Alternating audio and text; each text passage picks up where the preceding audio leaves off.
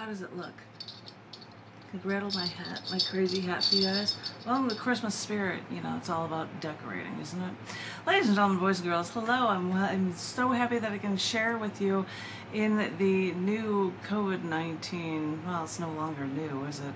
Way, share with you poetry in honor of the poetry space that Tom Woodruff hosted at Half Price Books at Lamar in Austin, Texas, titled Community Poetry, where people got to share feature-length readings. And I would always share readings from Brand New Scars Publications books. I am thrilled to be able to share with you poetry from the brand new Down to the Dirt magazine book. They come out every month. This month's one is titled Lifeboat. Lifeboat.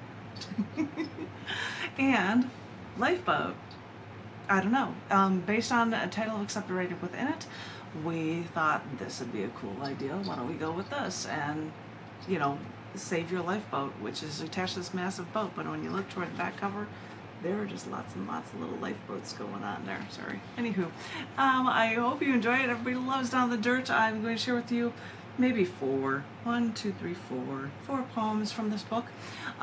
One is at the beginning because we did a call asking for people to give us poems about hands and astronomy, because an upcoming issue collection book for Down the Dirt is going to have that on the cover, and one of the poems in this book has the title of the book that's coming out very, very, very shortly. This is not that poem, but this is a short one related to hands in here, titled Holding My Hands. Whenever we're walking in stride together down the street, and our feet pump out the same rhythm, and our shoulders are almost touching, and our hands brush up against each other, and for one brief moment he reaches over and takes my hand.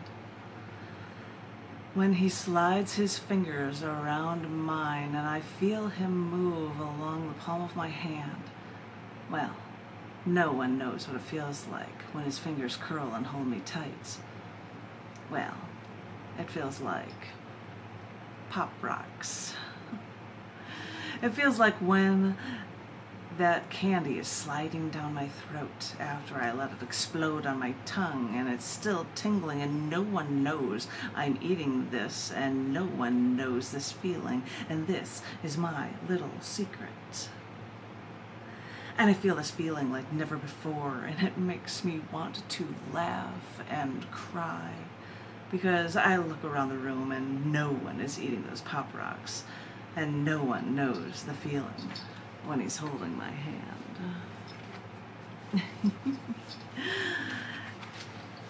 In the middle of the book, because there was somebody that sent a poem, and there was just a little space at the end of it, piece of prose, too small for a piece of artwork to take up the space, so I have put in a really, really tiny poem, a periodic table poem.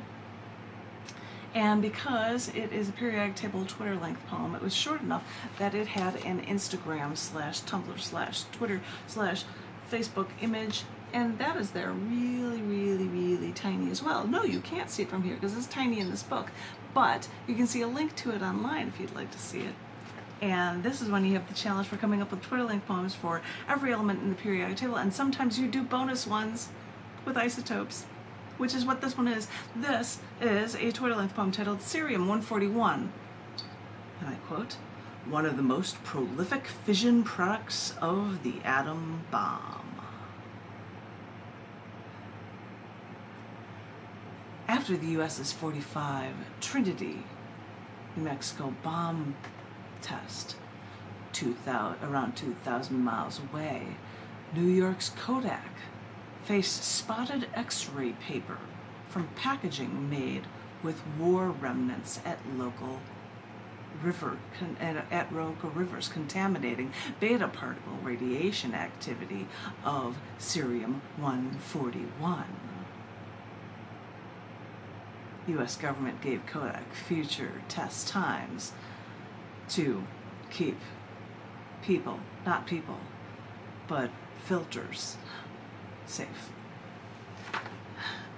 Yeah, they let Kodak know, just so you know, you can keep your film safe, but we won't bother telling people. They can be exposed to this stuff, right?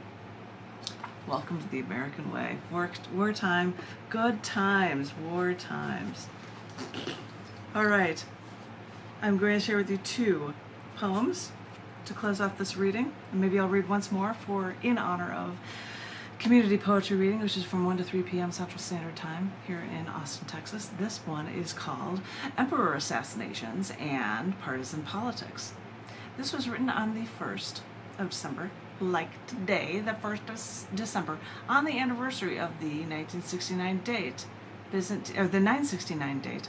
Sorry, I threw 1,000 years in that. That was entirely wrong. That the Byzantine emperor was assassinated by his wife and her lover, who later became emperor. Oh my gosh, it's crazy. Sorry, just reading things about history like this is amazing. If you want to check it out, go to the original poem online. You can find out details about this story and what it's written for. Emperor Assassinations and Partisan Politics.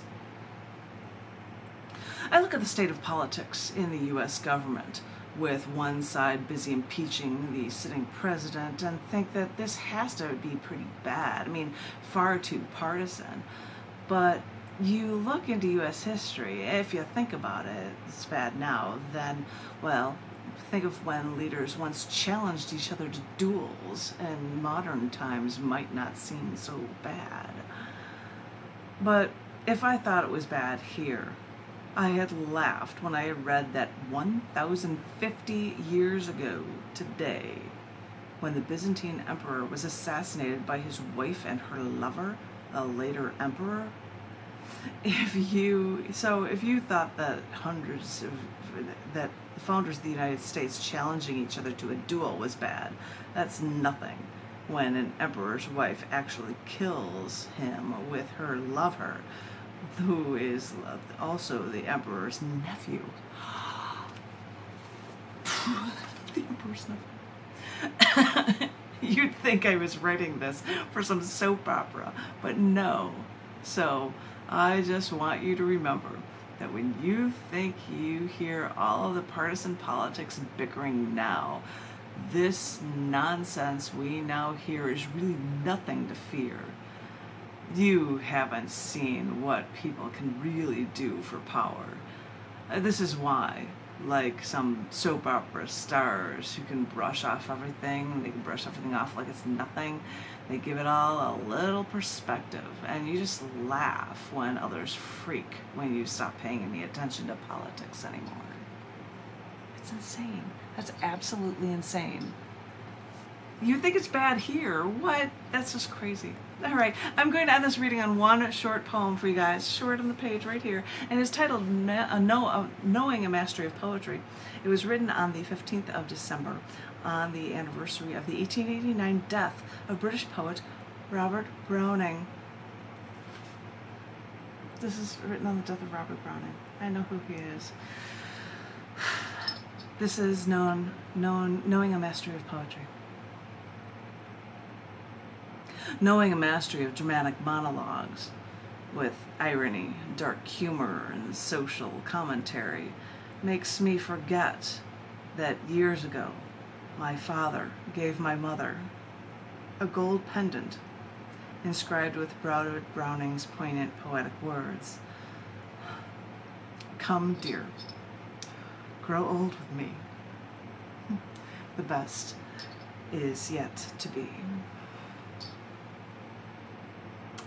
I never thought of my father as a poetic man, but now I think of his sardonic, sarcastic lines and can only relay dramatic, dark commentary.